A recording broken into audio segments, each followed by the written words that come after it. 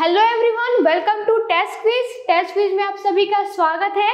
हमने स्टार्ट किया था चैप्टर पादप कार्य का, मीन्स प्लांट फिजियोलॉजी का, ठीक है, जिसमें हमने पढ़ा था श्वसन का टॉपिक, रेस्पिरेशन क्या होता है, ठीक है, जिसमें हमने श्वसन के दो प्रकार पढ़े थे। ऑक्सी श्वसन जो ऑक्सीजन की उपस्थिति में होता है, ठीक है, और अनॉक्सी श्वसन जो ऑक्सीजन की अनुपस्थिति में होता है, ठीक है। इसके बाद हम देख रहे थे श्वसन की क्रियाविधि, मतलब रेस्पिरेशन की क्रियाविधि क्या है, हमारे बॉडी में कैसी होती है, उसका मैकेनिज्म कैसा होता है। तो हमने उसमें ऑक्सीडेशन की जो ऑक्सीकरण की जो स्टेप्स है, ऑक्सीडेशन जो होती है 4 चरणों में पूरी होती है, 4 स्टेप्स में पूरी होती है, वो हमने देखा था। तो पहला इसका चरण देखते हैं ऑक्सीकरण का, वो है ग्लाइकोलिसिस या ईएमपी पथ इसे बोला जाता है, ग्लाइकोलिसिस और ईएमपी पाथवे, ठीक है। तो आज का टॉपिक हमारा रहेगा ग्लाइकोलिसिस। तो ये बहुत ही इंपॉर्टेंट टॉपिक है ग्लाइकोलिसिस का, क्योंकि ये आपकी अगर आप बायोलॉजी में आगे कंटिन्यू करते तो आप आपके कॉलेज में भी आपको ये दिखेगा, उस पर भी एक क्वेश्चन दिखेंगे। तो ओवरऑल जो ये ग्लाइकोलिसिस का जो टॉपिक है बहुत ही इंपॉर्टेंट टॉपिक है। इससे रिलेटेड बहुत सारे क्वेश्चंस आते हैं, इससे बड़े बड़े नंबर के क्वेश्चंस आते हैं। आपके ये जो कंपटीशन एग्जाम हो उसमें भी इस टाइप के जो क्वेश्चन आते हैं, क्योंकि आपको ये इसका पूरा मैकेनिज्म जो है उसको आपको ध्यान से पढ़ना पड़ेगा, स्टडी करना पड़ेगा, ठीक है। तो चलिए स्टार्ट करते हैं ग्लाइकोलिसिस या ईएमपी पाथवे, ठीक है। यह क्रिया कोशिका द्रव्य में पूर्ण होती है।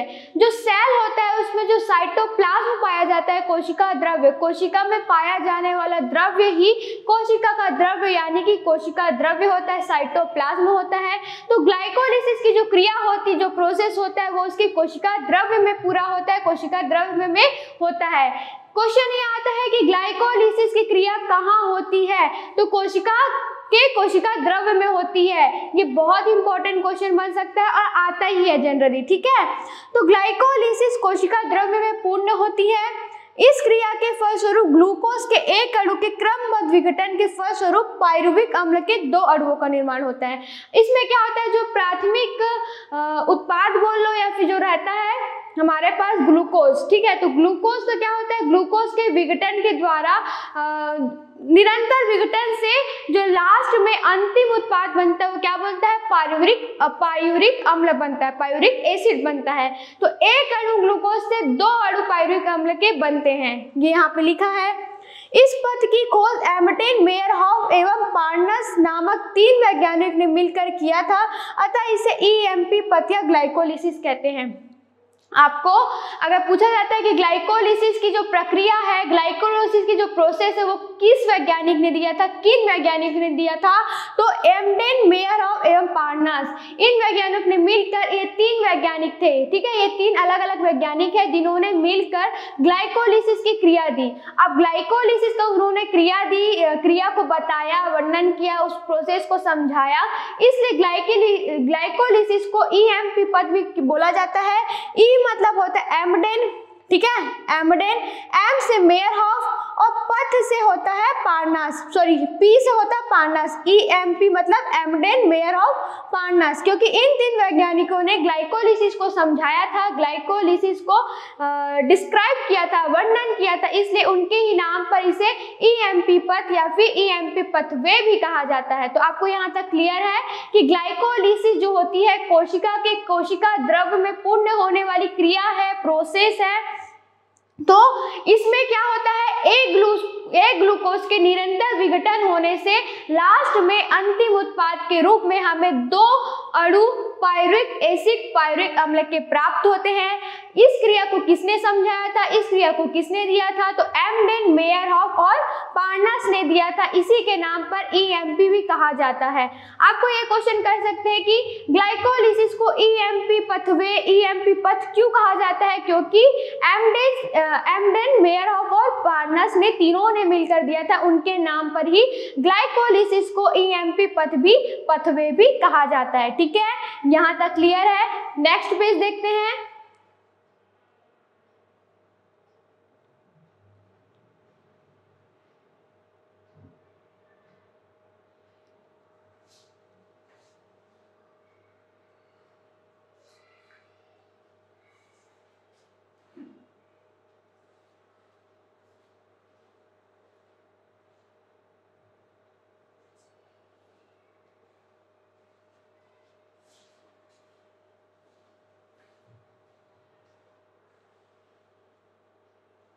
तो नेक्स्ट पेज हमारा आ गया है, इसमें बताया है जैसे कार्बोहाइड्रेट्स है क्या है, ग्लूकोज है, ठीक है। ग्लूकोज क्या है, एक कार्बोहाइड्रेट है। ग्लूकोज क्या हुआ, देखो एरोबिक एसिड बनाता है और एनारोबिक रेस्पिरेशन होता है, ठीक है। जब एरोबिक होता है तो एरोबिक में क्या बना, पायरुविक एसिड बना, ठीक है। अब पायरुविक एसिड में क्या हुआ, carbon dioxide plus water plus energy, ऐसे हमको मिलता है in the presence of O2, ठीक है। अब इसमें क्या बता रहे हैं, जब श्वसन की क्रिया होती है, रेस्पिरेशन की क्रिया होती है, तो उसमें क्या बताया था कि जो श्वसन की क्रिया होती है, अगर उसमें ऑक्सीजन की उपस्थिति में ग्लूकोज का हो चाहे वसा प्रोटीन किसी का भी ऑक्सीजन की उपस्थिति में ऑक्सीकरण होता है, फिर विघटन होता है, तो हमें कार्बन डाइऑक्साइड और पानी जो जल होता है वो मिलता है, और जो एनर्जी है वो कितनी मिलती है, 686, मतलब जो K कैलोरी जो ऊर्जा है वो विमुक्त होती है। तो इसमें बताया अगर ग्लूकोज का एरोबिक रेस्पिरेशन होता है मतलब कि ऑक्सी श्वसन होता है, और एनारोबिक रेस्पिरेशन मतलब अनऑक्सी श्वसन मतलब कि ऑक्सीजन की अनुपस्थिति में जहां ऑक्सीजन नहीं है तो क्या होता है, इसमें पायरुविक एसिड बनेगा in the presence of O2, oxygen की उपस्थिति में। फिर ये जब जो भी विघटनकारी जो फिर आखिरी उत्पाद बनते हैं ये मिलेंगे, ठीक है। अगर एनारोबिक रेस्पिरेशन होता है मतलब कि अनऑक्सी श्वसन होता है जिसमें ऑक्सीजन की अनुपस्थिति है, ऑक्सीजन नहीं है, तो पायरुविक एसिड बनेगा in the absence of O2, but जो इसका अंतिम उत्पाद क्या है, कार्बन डाइऑक्साइड CO2 तो मिलेगा पर एथिल अल्कोहल मिलता है, ठीक है। और एनर्जी 52 के कैलोरी रिलीज होती है, मतलब कि कम ऊर्जा उसमें रिलीज हो रही है, ठीक है। इतनी ऊर्जा होगी ग्लूकोज के एक अणु से रिलीज, और एनारोबिक रेस्पिरेशन अनऑक्सी श्वसन से इतनी ऊर्जा रिलीज होगी। तो आपको दोनों में समझ आ रहा होगा, अगर ग्लूकोज का ऑक्सी श्वसन होता है तो हमें ये रिजल्ट मिलेगा अंतिम उत्पाद के रूप में, और अनऑक्सी श्वसन होता है तो ये मिलेगा, ठीक है। आगे देखते हैं, नीचे कंटिन्यू करते हैं। ये दोनों के बीच समानता और अंतर था, ठीक है, कि ग्लूकोज के एक अणु का हम अगर श्वसन ग्लाइकोलिसिस होता है तो ग्लूकोज के एक अणु से उसका ऑक्सी श्वसन होता है, अनऑक्सी श्वसन होता है, तो दोनों में क्या अंतर है, दोनों में समानता क्या है, ठीक है। तो दोनों में समानता ये है कि दोनों के एरोबिक रेस्पिरेशन हो चाहे एनारोबिक हो, मतलब कि ऑक्सी श्वसन हो चाहे अनऑक्सी श्वसन हो, दोनों में पायरुविक एसिड बनते हैं। और अगर बोलेंगे डिफरेंस अंतर क्या है, तो उसमें कम ऊर्जा रिलीज हो रही है एनारोबिक रेस्पिरेशन अनऑक्सी श्वसन से 52 के कैलोरी, और इसमें कितना था ऑक्सी श्वसन में 683 के कैलोरी, ठीक है। उसमें पानी और कार्बन डाइऑक्साइड मिल रहा था, इसमें कार्बन डाइऑक्साइड एथिल अल्कोहल मिल रहा था, ठीक है। आपको जो हमने देखा उससे तो दोनों में क्लियरली हम लोग को डिफरेंसेस दिख जा रहे हैं, ठीक है। आगे कंटिन्यू करते हैं। ग्लाइकोलिसिस एक प्रकार का ऑक्सीकरण है। अब ग्लाइकोलिसिस क्या है, ग्लाइकोलिसिस की क्रिया क्या है, तो हमने जब पढ़ाई है कि ऑक्सीकरण के स्टेप्स हैं, ठीक है। तो ऑक्सीकरण की क्रिया ही है, और एक प्रकार का क्या है, ग्लाइकोलिसिस ऑक्सीडेशन है, एक ऑक्सीकरण का प्रकार है जिसमें ऑक्सीजन का उपयोग नहीं होता है, बल्कि ऑक्सीकरण हाइड्रोजन परमाणुओं के मुक्त होने से होता है। देखिए बेसिकली इसमें क्या हो रहा है, ऑक्सीजन का उपयोग नहीं हो रहा है, बट ये ऑक्सीकरण क्रिया कैसे हुई, ऑक्सीजन का उपयोग नहीं हो रहा है तो ऑक्सीकरण क्रिया कैसे हुई, ये तो ऑक्सीकरण हाइड्रोजन परमाणु के मुक्त होने से होता है। तो ऑक्सीकरण की क्रिया क्या होती है, जब ये सब प्रक्रिया चलती है ना तो विघटन होते रहते हैं, तो उसमें क्या होता है, हाइड्रोजन परमाणु रिलीज होते रहते हैं, हाइड्रोजन परमाणु जो होते हैं मुक्त होते रहते हैं, उनके मुक्त होने से ऑक्सीकरण की क्रिया होती है, इसलिए इसे डिहाइड्रोजिनेशन प्रक्रिया भी बोलते हैं। अब बोल सकते हैं कि ग्लाइकोलिसिस किस प्रकार की प्रक्रिया है, तो आप बोल सकते हैं डिहाइड्रोजिनेशन प्रक्रिया है। डिहाइड्रोजिनेशन प्रक्रिया से मतलब डिहाइड्रोजिनेशन, डिहाइड्रोजिनेशन मतलब कि हाइड्रोजन का मुक्त होना, मुक्त हो रहे मतलब कि ऑक्सीकरण की प्रक्रिया है। तो आपको बोल सकते हैं ग्लाइकोलिसिस किस प्रकार की प्रक्रिया है, तो डिहाइड्रोजिनेशन की प्रक्रिया। इसे डिहाइड्रोजिनेशन क्यों बोलते हैं, क्योंकि इस प्रक्रिया में हाइड्रोजन मुक्त होते हैं, हाइड्रोजन मुक्त होने से यह ऑक्सीकरण की क्रिया हुई, इसलिए ऑक्सीकरण के स्टेप्स हैं, ठीक है। यहाँ तक क्लियर है। आप ये बहुत इंपॉर्टेंट टॉपिक है ना, आप उसको जितने ध्यान से सुनेंगे, जितने क्लियरली आपको एक एक वर्ड आप जो सभी समझ आएंगे, तभी पूरा प्रोसेस आप समझ सकते हैं। बहुत इंपॉर्टेंट टॉपिक है, बहुत इंपॉर्टेंट प्रोसेस है ये। अब हम कहाँ थे, इसका प्रारंभिक पदार्थ 6 कार्बन युक्त अणु के रूप में ग्लूकोज होता है। अब क्या होता है, जब ग्लूकोज का विघटन चालू होता है तो जो इसका जो प्रथम उत्पाद के रूप में मिलता है वो ग्लूकोज का 6 अणु वाला उत्पाद होता है। ठीक है, 6 अणुओं के रूप में मिलता है हमें।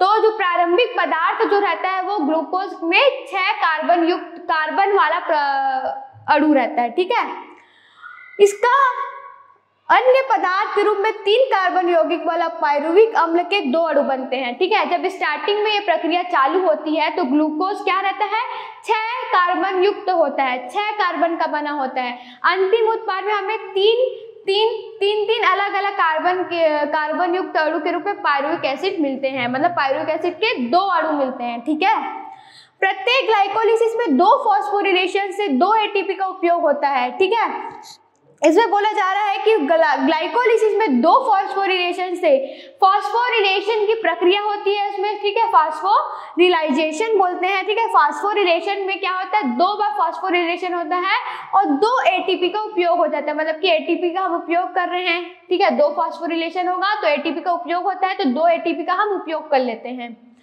इस प्रक्रिया में जब 2 अणु एक 3 डाइफॉस्फोग्लिसरिक अम्ल से 3 फॉस्फोग्लिसरिक अम्ल बनता है। अब इस प्रक्रिया में क्या होता है, जब हमें 2 अणु मिलते हैं तो एक 1,3 डाइफॉस्फोग्लिसरिक एसिड बनता है और एक क्या बनता है, 2 फॉस्फोग्लिसरिक अम्ल बनता है। ऐसे 2 अणु हमें प्राप्त होते हैं।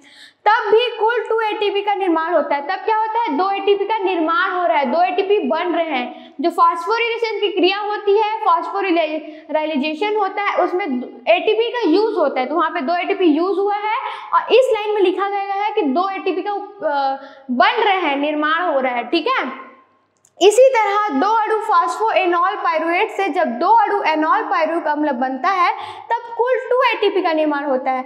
अब इसके बाद बताते हैं कि जब 2 अणु फॉस्फोएनॉल पायरुवेट जब 2 अणु एनॉल पायरुविक अम्ल के बनाता है फिर भी तब भी 2 एटीपी बन रहे हैं। तो जो ग्लाइकोलिसिस की प्रक्रिया है जिसमें एनर्जी फॉर्म होगा, एटीपी बनेंगे, तो आपको एक एक चरण में, जो ग्लाइकोलिसिस के प्रत्येक चरण में किससे क्या बन रहा है, कितने कार्बन अणु से कितने उसके कार्बन अणु बन रहे हैं, नेक्स्ट स्टेप में, नेक्स्ट चरण में उसके फिर कितनी एटीपी बन रही है या फिर एटीपी का यूज हो रहा है, आपको एक एक पॉइंट को ध्यान में रखते जाना है। तभी आप पूरा ग्लाइकोलिसिस की जो प्रक्रिया 10 चरणों में होती है, पूरे 10 चरणों को समझ सकते हैं। किस क्रिया में क्या हो रहा है, कौन सी क्रिया में एटीपी बन रहा है, कौन सी क्रिया में नहीं बन रहा है, कौन सी क्रिया में कितने कार्बन युक्त अणु बन रहे हैं, ये सब आपको ध्यान में रखना है। अतः केवल ग्लाइकोलिसिस प्रक्रम में 4 एटीपी माइनस 2 एटीपी का कुल लाभ होता है। मतलब क्या हुआ, हमने दोनों लाइन देखा तो 4 एटीपी बने हैं और 2 एटीपी का हमने उपयोग किया है फॉस्फोरिलेशन की क्रिया में, तो 4 एटीपी बन रहे थे और 2 एटीपी का क्या हुआ, माइनस करें तो टोटल 2 एटीपी का लाभ हुआ। 2 अणु 3 फॉस्फोग्लिसरल्डिहाइड से 2 अणु 1,3 फॉस्फोग्लिसरिक अम्ल के निर्माण में क्रम में 2 अणु NADH2 बनता है। लिखा है कि अब जब हम क्रिया इसके स्टेप्स देखेंगे ना तो उसमें दिखेगा कि जो 2 अणु रहता है 3 फॉस्फोग्लिसरल्डिहाइड के, उससे ना 1,3 फॉस्फोग्लिसरिक अम्ल के निर्माण होता है। 2 अणु बनते हैं। ठीक है, 1,3 डाइफॉस्फोग्लिसरिक एसिड के निर्माण में जो 2 अणु है NADH2 बनाता है उसको। ठीक है, प्रत्येक NADH2 अणु से इलेक्ट्रॉन अभिगमन के क्रम में 3 एटीपी अणु संश्लेषित होते हैं। अब NADH क्या होता है, NADH है ना, तो NADH में क्या होता है, NADH के जब इनका इलेक्ट्रॉन अभिगमन होता है, ठीक है, इलेक्ट्रॉन में जब वो जानते हैं इलेक्ट्रॉन अभिगमन होता है तो प्रत्येक NADH से क्या होता है, 1 एटीपी जो संश्लेषित होते हैं, ठीक है, 3 एटीपी संश्लेषित होते हैं, तो इलेक्ट्रॉन अभिगमन के क्रम में 3 एटीपी अणु संश्लेषित होते हैं। अर्थात अप्रत्यक्ष रूप से 6 एटीपी और भी ग्लाइकोलिसिस के क्रम में संश्लेषित होता है। ठीक है, अप्रत्यक्ष रूप से हमें कितना मिल रहा है, 6 एटीपी और भी मिलते हैं ग्लाइकोलिसिस ग्लाइकोलिसिस के क्रम में जो संश्लेषित होता है। यहाँ तक का प्रोसेस आपको समझ में आया क्या है? यहाँ जो भी प्रोसेस बताया है वो बताया है कि इस क्रिया में क्या होता है ग्लाइकोलिसिस की क्रिया में, और स्टेप वाइज जैसे हम आगे बढ़ते जाएंगे, जैसे ग्लूकोज अणु का विघटन चालू होगा तो नए नए अणु हमें मिलने चालू होंगे, फिर नए नए स्टेप्स में अगले चरण में कोई सी क्रिया होगी, कहाँ एटीपी बन रहा है, कहाँ एनएडीएच बन रहा है, कहाँ पे एटीपी यूज हो रहा है, वो सब हमको देखते जाना है। ठीक है, अब हम स्टार्ट करते हैं ग्लाइकोलिसिस के चरण, स्टेप्स ऑफ ग्लाइकोलिसिस, कि ग्लाइकोलिसिस की प्रक्रिया में कौन से स्टेप्स आते हैं, क्या क्या चरणें होती हैं, वो हम देखते हैं। तो पहला क्या होगा? Glucose, hexose. हेक्सोज क्यों बोलते हैं ग्लूकोज? उसमें 6 कार्बन युक्त अणु है, ये 6 कार्बन से मिलकर बना है। तो ग्लूकोज का एक अणु एटीपी से अभिक्रिया का ग्लूकोज 6 फॉस्फेट में बदलता है। जो ग्लूकोज रहेगा वो अब क्या करेगा? पहला स्टेप है वो क्या करेगा? एक एटीपी जो रहता है ना, एक एटीपी के अणु से ये क्रिया करता है और 6 फॉस्फेट ग्लूकोज 6 फॉस्फेट बनाता है। ठीक है, ग्लूकोज यहाँ पे दिखाया देखो, ग्लूकोज प्लस एटीपी, ग्लूकोज और एटीपी दोनों आपस में क्रिया करेंगे, अभिक्रिया करेंगे और इसमें हेक्सोकाइनेस होगा, मतलब ठीक है। तो ग्लूकोज 6 फॉस्फेट बनाते हैं प्लस एटीपी, एटीपी का उपयोग हो गया इसलिए एटीपी बन गया वो, और ग्लूकोज 6 फॉस्फेट बनाता है। दूसरा है ग्लूकोज 6 फॉस्फेट, जो हमें ग्लूकोज 6 फॉस्फेट अभी बन गया, हमें मिल गया। तो ग्लूकोज 6 फॉस्फेट समावीकरण आइसोमेराइजेशन के कारण फ्रुक्टोज 6 फॉस्फेट बनाता है। जो ग्लूकोज होता है वो फ्रुक्टोज, ग्लूकोज और फ्रुक्टोज दोनों का फॉर्मूला, दोनों का सूत्र एक जैसे है। ठीक है, मान लो कोई दो बहनें हैं, सीता और गीता, दोनों जो सेम दिखती है। मान लो सीता की तबीयत खराब है तो गीता उसका प्लेस लेके उसकी जगह पे चली गई कहीं जहाँ उसका काम था। ठीक है, तो वैसे ही ग्लूकोज और फ्रुक्टोज दोनों में समावीकरण मैंने दोनों आपस में समानता रखते हैं। तो ग्लूकोज का स्थान फ्रुक्टोज ले लिया। ठीक है, ग्लूकोज और फ्रुक्टोज दोनों आपस में समानता है, समावीकरण रखते हैं, आइसोमेराइजेशन बोलते हैं जिसे। तो ग्लूकोज 6 फॉस्फेट से फ्रुक्टोज 6 फॉस्फेट बन जाता है। ठीक है, यहाँ पे देखो फॉस्फोहेक्सोज आइसोमरेज, ये क्या है? हेक्सोकाइनेस यहाँ पे एंजाइम है। तो जितने भी स्टेप्स रहेंगे उसमें कहीं ना कहीं कोई एंजाइम प्रभावी होता है जिसके कारण क्रिया आगे बढ़ती है और वो उस दर को बढ़ाता है जिससे वो क्रिया आगे बढ़ सके। ठीक है, तो यहाँ पे हेक्सोकाइनेस एंजाइम का उपयोग हुआ है, यहाँ पे फॉस्फोहेक्सोज आइसोमरेज का उपयोग करके क्या हो रहा है? आइसोमेराइजेशन हो रहा है, मतलब कि समावीकरण हो रहा है। किससे? ग्लूकोज 6 फॉस्फेट से फ्रुक्टोज 6 फॉस्फेट। ठीक है, आगे बढ़ते हैं। नेक्स्ट तीसरा स्टेप हमारा फ्रुक्टोज 6 फॉस्फेट, एक अणु एटीपी के कारण फ्रुक्टोज 1,6 डाइफॉस्फेट में बदल जाता है। अब यहाँ क्या हुआ? फिर से एटीपी के एक अणु का उपयोग हो रहा है, इसमें फास्फोरिलाइजेशन की क्रिया हो रही, फास्फोरिलेशन की क्रिया हो रही है। फ्रुक्टोज 6 फॉस्फेट, ठीक है, हमको मिल गया था फ्रुक्टोज 6 फॉस्फेट, और फ्रुक्टोज 6 फॉस्फेट में एटीपी, एक अणु एटीपी के उपयोग होंगे। कौन सा यहाँ पे एंजाइम उपयोग हो रहा है? फॉस्फोफ्रुक्टोकाइनेस। फॉस्फोफ्रुक्टोकाइनेस मतलब कि काइनेस मतलब कि तोड़ने वाला, काइनेस से समझ सकते तोड़ने वाला पदार्थ, तोड़ने वाला एंजाइम। ठीक है, जहाँ भी काइनेस यूज होगा, हेक्सोकाइनेस या फिर फॉस्फोफ्रुक्टोकाइनेस जो भी हो वहाँ समझना तोड़ने वाला कारक। तो फ्रुक्टोज 6 फॉस्फेट में एटीपी के एक अणु के प्रयोग से फ्रुक्टोज 1,6 डाइफॉस्फेट मिलेगा। अब एटीपी का यूज हो गया तो क्या बनेगा? एटीपी बन जाएगा। ठीक है, यहाँ तक क्लियर है। फोर्थ स्टेप क्या होगा? अब फ्रुक्टोज 1,6 डाइफॉस्फेट, ठीक है, फ्रुक्टोज 1,6 डाइफॉस्फेट हमें मिल गया, विभक्त होकर 3 कार्बन यौगिक के रूप में 3 फॉस्फोग्लिसरिक अम्ल के एक अणु तथा ग्लिसरल्डिहाइड 3 फॉस्फेट अर्थात डाइहाइड्रोक्सी एसीटोन फॉस्फेट में बदल जाता है। अब क्या हुआ? जो हमें फ्रुक्टोज 1,6 डाइफॉस्फेट जो हमें मिला, ठीक है, उसमें क्या हुआ? 3 कार्बन यौगिक के रूप में, 3 कार्बन वाला, 3 कार्बन युक्त यौगिक के रूप में वो क्या करेगा? 2 अणु में टूटेगा, 3 फॉस्फोग्लिसरिक अम्ल का एक अणु तथा ग्लिसरल्डिहाइड 3 फॉस्फेट, ठीक है, जिसे क्या बोला जाता है? अब ग्लिसरल्डिहाइड 3 फॉस्फेट को डाइहाइड्रोक्सी एसीटोन फॉस्फेट भी कहा जाता है। ठीक है, तो अब क्या है? 3 फॉस्फोग्लिसरिक एसिड और ग्लिसरल्डिहाइड 3 फॉस्फेट में टूट जाता है। डाइहाइड्रोक्सी एसीटोन फॉस्फेट समावीकरण द्वारा 3-फॉस्फोग्लिसरॉल्डिहाइड में परिणत हो जाता है। अब क्या होता है, इसमें भी समावीकरण की क्रिया हो रही है। यहाँ पे बताया जा रहा है कि जो डाइहाइड्रोक्सी एसीटोन फॉस्फेट है वो समावीकरण रखता है 3-फॉस्फोग्लिसरॉल्डिहाइड से, ठीक है। 3-फॉस्फोग्लिसरॉल्डिहाइड से मतलब 3-PgALD में परिणत हो जाता है, उसमें बन जाता है। ये चौथा स्टेप था ग्लाइकोलिसिस का। अब आगे देखते हैं, नेक्स्ट पेज देखते हैं हम।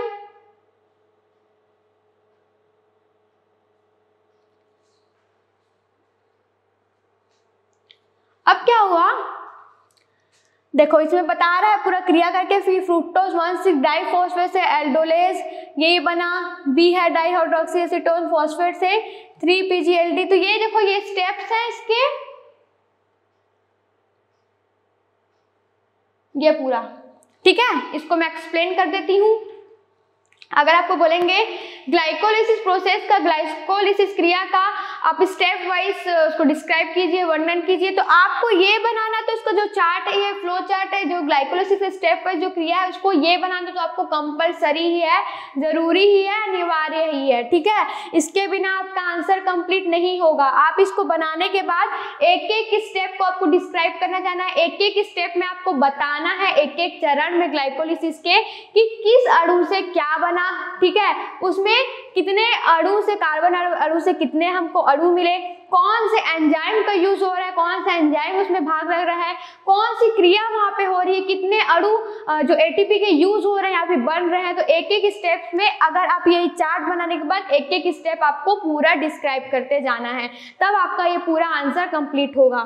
तो देखते हैं, ठीक है। ग्लूकोज, ग्लूकोज हमारा क्या है, प्राथमिक पदार्थ है जिससे ग्लाइकोलिसिस की क्रिया चालू हो रही है, ग्लाइकोलिसिस की क्रिया होगी, ठीक है। तो ग्लूकोज में क्या हुआ, एटीपी से प्रयोग करके वो एटीपी बन गया, ठीक है। ग्लूकोज एटीपी से प्रयोग करके एक अणु एटीपी के साथ अभिक्रिया करके क्या बनाया था, ग्लूकोज 6 फॉस्फेट बनाया, ठीक है। हेक्सोकाइनेस यहाँ पे एंजाइम यूज हुआ, ठीक है।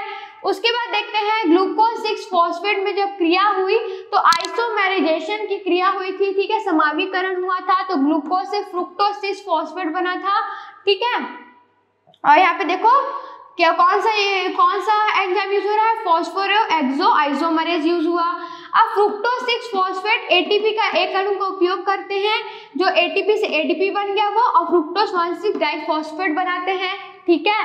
अब फ्रुक्टोज 1,6 डाइफॉस्फेट आगे बनके दो अणु बना रहे हैं, 3-फॉस्फोग्लिसरॉल्डिहाइड और डाइहाइड्रोक्सी एसीटोन फॉस्फेट, ठीक है। इसमें एल्डोलेज एंजाइम का उपयोग हुआ। अब 3-फॉस्फोग्लिसरॉल्डिहाइड जो है उसमें क्या हो रहा है, फॉस्फो ट्राइलेज मतलब यहाँ पे हो रहा है आइसोमरेज होगा, आइसोमरेज एंजाइम का उपयोग होगा। 1,3-डाइफॉस्फोएल्डिहाइड ग्लिसरॉल्डिहाइड बनेगा, ठीक है, ग्लिसरॉल्डिहाइड बनेगा, डाइफॉस्फोग्लिसरॉल्डिहाइड बनेगा, ठीक है। उसके बाद ये क्रिया बनेगी, आगे बनेगी, तो 2NAD से क्या हो रहा है, 2NADH2 बन रहा है। कौन सा एंजाइम यूज हो रहा है, एंजाइम सब यहाँ पे लिखा है, जो यहाँ लिखा है ना वो सब एंजाइम है। कौन से एंजाइम के उपयोग से क्रिया आगे बढ़ रही है, उत्पाद मिल रहे हैं हमें, ठीक है। तो डाइफॉस्फोग्लिसरॉल्डिहाइड डिहाइड्रोजिनेज एंजाइम यहाँ पे उपयोग होता है, और 1,3-डाइफॉस्फोग्लिसरिक एसिड मिलता है। अब यहाँ दो एडीपी से दो एटीपी बनते हैं, यहाँ पे एटीपी का फॉर्मेशन हो रहा है, एटीपी बन रहा है, फिर क्या होता है, फॉस्फो ट्रांसफेरेज करके एंजाइम है, उसका यूज होकर 3-फॉस्फोग्लिसरिक एसिड बनता है। अब 3-फॉस्फोग्लिसरिक एसिड से 2-फॉस्फोग्लिसरिक एसिड बनता है, 2-फॉस्फोग्लिसरिक एसिड बनता है,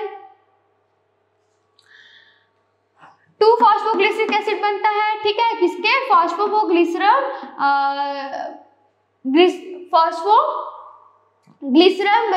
म्यूटेस से, ठीक है, म्यूटेस एंजाइम है यहाँ पे, उसके उपयोग से। अब 2-फॉस्फोग्लिसरिक एसिड से H2O मतलब जल के अणु बाहर निकलते हैं, ठीक है। एनालेज Mg++ की उपस्थिति में 2-फॉस्फोफिनॉल पायरुविक एसिड बनता है। अब क्या हो रहा है, फिर से यहाँ पे ADP से ATP बन रहा है, मतलब ATP का फॉर्मेशन हो रहा है। तो क्या लास्ट में पायरुविक एसिड बनते हैं 2 अणु के।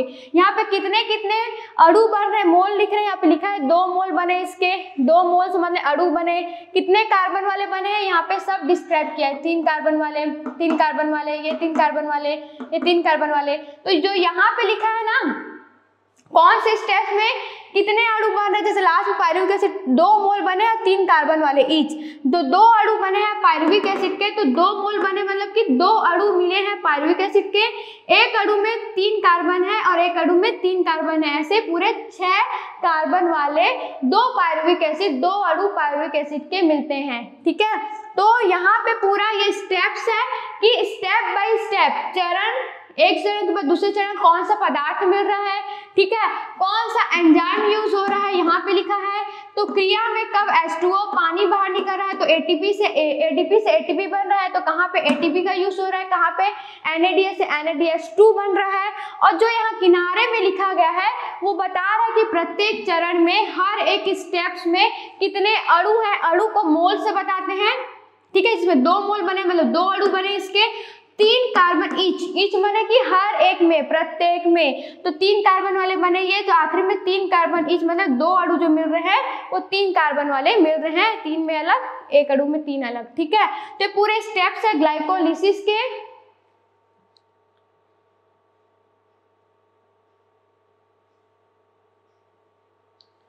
अब देखते हैं चौथे चरण तक हमने पढ़ लिया था। जो हमने अभी पढ़ा है ग्लाइकोलिसिस के क्रमिक चरण एवं EMP पाथवे, उसी को हमने डिस्क्राइब करते जाना है। तो चौथे चरण तक हमने कंप्लीट किया था। 5वां है प्रत्येक 3-फॉस्फोग्लिसरॉल्डिहाइड कोशिका में उपस्थित फॉस्फोरिक अम्ल के एक फॉस्फेट से जुड़कर NAD को अवकृत कर 1,3-डाइफॉस्फोग्लिसरिक अम्ल में बदल जाता है। जो हमने अभी प्रोसेस देखा वो यहीं पे लिखा है। 6th स्टेप है 1,3-फॉस्फोग्लिसरॉल्डिहाइड का प्रत्येक अणु जो लास्ट में जो उत्पाद बनता है ना वो नेक्स्ट लाइन का, नेक्स्ट चरण का, नए स्टेप का क्या होता है, प्रथम लाइन रहेगा, उसी से स्टार्ट होगा। तो 1,3-डाइफॉस्फोग्लिसरॉल्डिहाइड का प्रत्येक अणु ADP से क्रिया करेगा और 3-फॉस्फोग्लिसरिक अम्ल बनाएगा। तो इसका जो प्रक्रिया है वो वहां पे दिया है। ठीक है, तो ये जो स्टेप थे वो 6 तक थे।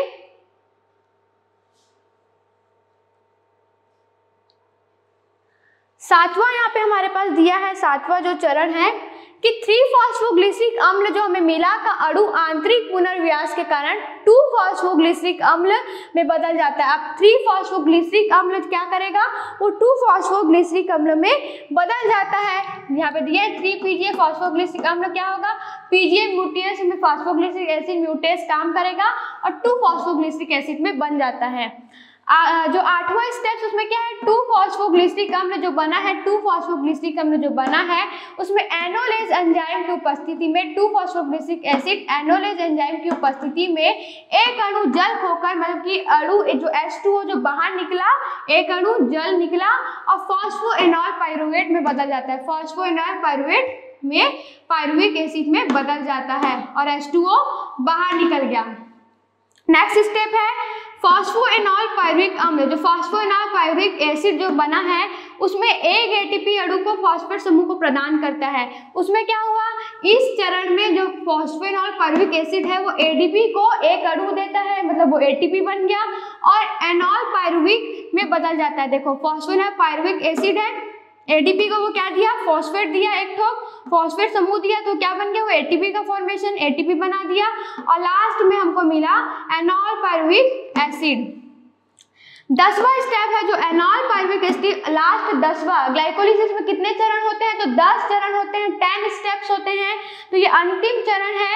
अंतिम चरण में क्या होगा, एनॉल पाइरुविक अम्ल का समावीकरण मतलब आइसोमेराइजेशन होता है कि फलस्वरूप पाइरुविक अम्ल में परिवर्तित हो जाता है। देखो एनॉल पाइरुविक अम्ल एसिड में पाइरुविक एसिड बन जाता है। तो पूछेंगे कि ग्लाइकोलिसिस की क्रिया में क्या होती है, तो एक अणु ग्लूकोज के एक अणु 6 कार्बन युक्त अणु के 2 अणु पायरुविक एसिड के, पायरुविक अम्ल के 2 अणु मिलते हैं ग्लाइकोलिसिस से, ठीक है। तो ये पूरी क्रिया थी यहाँ तक का कि पूरा ग्लाइकोलिसिस की क्रिया में एक एक स्टेप्स में क्या होता है, जो कि मैंने आपको बार बार समझा दिया है, आपको क्या क्या डिस्क्राइब करना है कैसे। तो आपको पूरा ये जो क्रम था ना, जो मैंने पिक्चर में था, उसको पहले बना लेना है, फिर उसको डिस्क्राइब करते एक एक चरण में क्या हो रहा है पूरा उसको लिखते चलना है, जैसे कि यहाँ पे दर्शाया गया है। ऐसे पूरे एक एक स्टेप्स में क्या हो रहा है ये भी आपको बताते जाना है, ठीक है। यहाँ तक क्लियर है।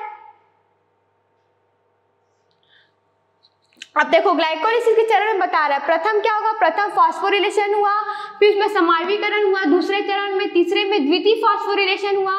तो जितने बार फास्फोरिलेशन की क्रिया होगी उतने बार क्या होगा, एटीपी का यूज होगा, एटीपी का उपयोग हो रहा है, ठीक है। फोर्थ में फ्रुक्टोज 1 से डाइफॉस्फेट का विभक्त हो जाता है, फिफ्थ में फास्फोरिलेशन तथा एनएडी का अपकरण होता है, सिक्स में एटीपी का संश्लेषण मतलब एटीपी का फॉर्मेशन हो रहा है, एटीपी बन रहा है, सातवें में अणु का आंतरिक पुनर्विन्यास हो रहा है, आठवें में निर्जलीकरण हो रहा है मतलब कि एक अणु H2O जल का बाहर निकल रहा है, नाइन्थ में एटीपी एनॉल पायरुविक अम्ल का निर्माण हो रहा है, एटीपी बन रहा है, और 10वें में पायरुविक अम्ल का निर्माण हो रहा है, पायरुविक एसिड बन रहे हैं, ठीक है। तो पूरे ग्लाइकोलिसिस के चरण में क्या होता है पूरे स्टेप्स वाइज यहाँ पे लिख गया कि किस चरण में कौन सी प्रक्रिया हो रही है, ठीक है। तो आपको यहाँ से भी समझ लेना है। अब ग्लाइकोलिसिस जो हम पढ़ रहे हैं उसकी क्रिया के क्या गुण है, उसकी प्रॉपर्टीज क्या है, उसका महत्व क्या है, इंपॉर्टेंस क्यों हम इसको पढ़ रहे हैं, क्यों हमारे लिए बॉडी के लिए क्या है, इसे क्या मिल रहा है हमको, तो यहाँ पे समझना है इसको फीचर्स क्या है। तो ग्लाइकोलिसिस में ग्लूकोज के एक अणु पायरुविक अम्ल के 2 अणु का निर्माण करते हैं। तो ग्लाइकोलिसिस की क्रिया में क्या हो रहा है, ग्लूकोज के एक अणु से 2 अणु पायरुविक एसिड के, पायरुविक अम्ल के 2 अणु हमें मिलते हैं। आपको ये पूरा याद हो जाना चाहिए, ठीक है, किससे क्या मिल रहा है। दूसरा, इस क्रिया में ऑक्सीजन भाग नहीं लेता और ना ही CO2 उत्सर्जित होता है, क्योंकि हम जानते हैं श्वसन जो क्रिया होती है, रेस्पिरेशन की जो क्रिया होती है वो क्या होती है, इसमें ऑक्सीजन का उपयोग होता है, और ऑक्सीजन के उपयोग होने से ऑक्सीकरण की क्रिया होती है। ऑक्सीकरण की क्रिया होने के बाद जो पदार्थ है वो विघटित होकर कार्बन डाइऑक्साइड उत्सर्जित करता है, पर इसमें क्या बोला गया, इसमें ऑक्सीजन का ना तो उपयोग होता है और ना ही कार्बन डाइऑक्साइड उत्सर्जित होता है। तीसरा है, संपूर्ण ग्लाइकोलिसिस में 4-2 एटीपी प्रत्यक्ष रूप से, ठीक है, प्रत्यक्ष रूप से डायरेक्टली हम लोग को कितने अणु मिल रहे हैं, जैसे कि फास्फोरिलेशन की क्रिया में मैंने बताया कि जितनी फास्फोरिलेशन की क्रिया होगी उसमें एक एक एटीपी यूज होंगे। तो 2 बार क्रिया हुई है फास्फोरिलेशन की, जब प्रथम फास्फोरिलेशन, द्वितीय फास्फोरिलेशन मतलब कि एक एक अणु वहाँ यूज हो गए, मतलब कि यहाँ पे तभी -2 किया गया, 2 एटीपी का हमने उपयोग किया है, 2 एटीपी हमने यूज किया है, और 4 इसलिए लिखा गया है क्योंकि 4 एटीपी, देखो यहाँ पे एटीपी का संश्लेषण हुआ, यहाँ भी एटीपी का संश्लेषण हुआ, तो 2 बार ऐसे जो 2 एटीपी बने हैं, तो टोटल 4 बने थे और 2 का हमने उपयोग किया, तो टोटल 2 एटीपी हमें डायरेक्टली प्रत्यक्ष रूप से मिलता है। 6 एटीपी जो है मतलब कि NADH2 से मिलता है, 2 NADH2 से, क्योंकि एक NADH 3 एटीपी हमें देता है, तो 2 NADH हमें प्राप्त हुआ, तो 3 × 2 2 NADH हमें प्राप्त हुआ है ना, 2 NADH2 मिला है, तो उससे क्या हुआ 3 × 2 मतलब कि 6 एटीपी मिलता है परोक्ष रूप से, ठीक है।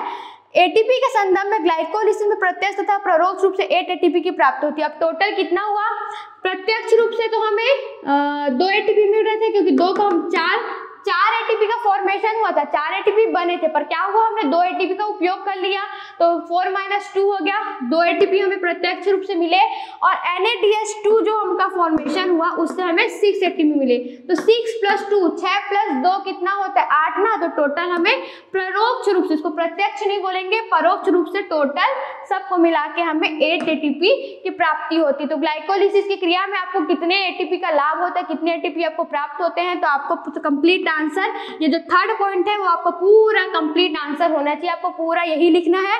8 एटीपी की प्राप्ति होती है, तो कैसे होती है, प्रत्यक्ष रूप से, परोक्ष रूप से, टोटली इतने, जो थर्ड पॉइंट है वो आपका पूरा आंसर होना चाहिए, ठीक है, यहाँ का क्लियर है।